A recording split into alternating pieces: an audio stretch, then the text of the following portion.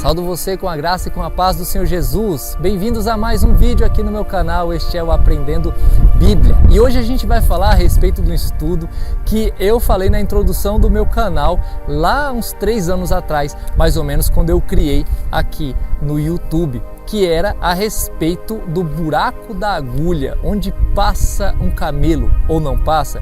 O que Jesus quis dizer com o buraco da agulha que o camelo não passava, ou o fundo da agulha? Será que tem alguma referência histórica, arqueológica, bíblica para a gente poder falar a respeito desse tema?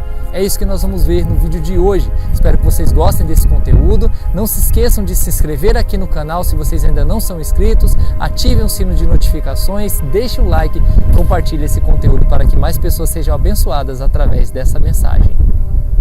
Bom, irmãos, eu tenho aqui algumas explicações para o que Jesus quis dizer com a questão de que é mais fácil um camelo passar no fundo de uma agulha do que um rico entrar no reino dos céus. Este texto ele é muito duro e aparentemente quer dizer que rico nenhum vai entrar no céu, porque realmente é impossível um camelo passar no fundo de uma agulha. Mesmo considerando as agulhas que existiam lá no passado, que eram um pouco mais grossas, existiam agulhas também que costuravam tendas, né? Que elas eram bem grossas, mas mesmo assim um camelo jamais conseguiria passar por um fundo de uma agulha daquela. Isso gerou muitos estudos e muitas pessoas pesquisando a respeito do contexto e do que Jesus realmente quis dizer com isso, tá? Algumas pessoas afirmam que a palavra ali é camelos e não camelos, que seria camelo, né? Camelos seria corda ou cordão, né? Aquelas cordas de amarrar, vamos dizer, algum animal e tal. De qualquer forma, essa corda é quase impossível você passar por um fundo de uma agulha, ou impossível. Mas, para minimizar a situação, alguns dizem que é isso que Jesus quis dizer e foi feito um erro ali na tradução. Mas, na verdade, o erro está em algumas literaturas cursivas do texto original. Porque no texto original, segundo, por exemplo, Robson, que é um dos maiores especialistas em gramáticas gregas, o texto original fala de camelos, ou seja, os maiores estudiosos de literatura grega não têm dúvidas que a palavra ali é camelo e não camelos, corda. Outras pessoas citam um friso nas muralhas de Jerusalém, tá? Que tem mais ou menos este formato aqui. Esses frisos, tá, eram para os arqueiros de dentro da cidade mirar os inimigos caso alguma invasão eminente estivesse se aproximando da cidade de Jerusalém, das cidades ali de Israel. Porém, essas muralhas foram construídas no século XVI, ou seja, praticamente 1.600 anos, 1.500 anos depois de Cristo. Então, essas muralhas não podem ser referência para falar que Jesus estava dando o exemplo delas ali, tá?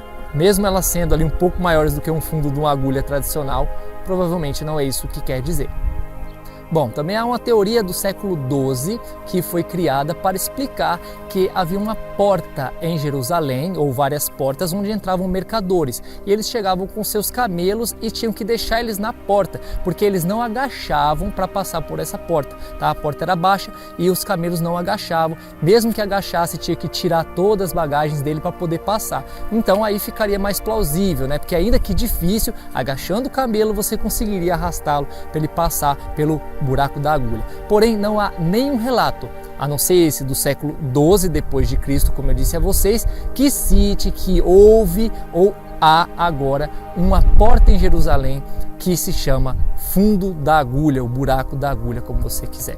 Mas, ora, o que Jesus quis dizer então com que é mais fácil um camelo passar no fundo de uma agulha do que um rico entrar no reino de Deus? O que Jesus quis dizer com isso?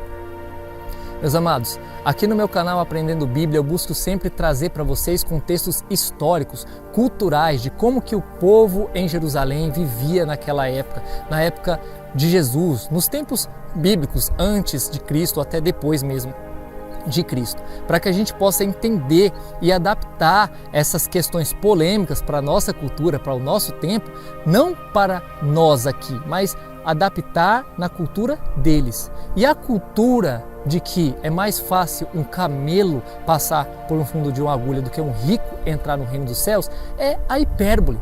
A hipérbole era muito comum naquela época e está presente em vários discursos de Jesus. Repare só quando Jesus fala, para quem faz pecar esses pequeninos, tropeçar esses pequeninos, era melhor que amarrasse um nó de atafona no seu pescoço com a rocha e se lançasse de um barranco abaixo. Arranca a trave do seu olho para poder tirar o cisco do olho do seu irmão. Outra que ele fala também é: se o teu olho te fizer pecar, arranca-o para longe de ti. Se o teu pé te fizer pecar, arranca. Se a sua mão te fizer pecar, arranca. Isso são hipérboles, não devem ser levados na literalidade. Nós também temos um pouco dessa cultura nos dias de hoje. Quando você diz, eu estou morrendo de fome, eu estou morrendo de frio. Você está morrendo, literalmente? Obviamente que não.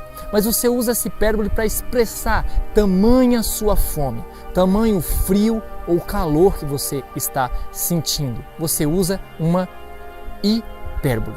A hipérbole naquele tempo era muito utilizada. Paulo usa em suas cartas, quando ele fala, ainda que eu conhecesse toda a ciência e todos os mistérios, se eu não tivesse amor, nada seria. Ele está usando hipérbole porque é impossível o homem conhecer toda a ciência. Isso é atribuído só a Deus. Então, a hipérbole também era utilizada naquele tempo até como forma de humor. Não que Jesus ou os apóstolos quisessem ser um stand-up, um comediante, mas eles utilizavam isso como forma de atrair as pessoas ao bom humor que era utilizado na época. Principalmente quando vinha seguido de quem dentre vós. Quando ele falava isso, o pessoal já sabia que vinha alguma coisa engraçada, mas com um ensino de muita sabedoria vindo da parte de Jesus. Então o que Jesus quer dizer é que é muito difícil um rico entrar no reino do céu, não que é impossível. E ele usa um hipérbole, do mesmo jeito que você não está morrendo, mas você descreve que está morrendo de fome quando tem muita fome, tá certo?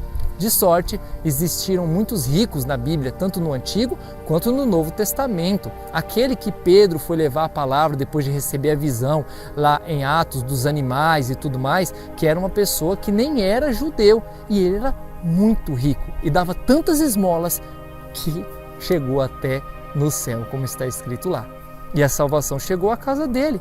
Ora, se riqueza fosse sinônimo de perdição, então esse homem nem teria a bênção de ter recebido o apóstolo Pedro para batizar ele, sua família e chegar à salvação a toda aquela casa. Deus te abençoe, que a paz do Senhor Jesus esteja com você. E não se esqueça, ser rico não é condição para ir para o inferno, mas o amor ao dinheiro, isso sim, pode ser avareza e pode te levar ao inferno. Tenha Deus acima de todas as coisas e você será salvo. Paz.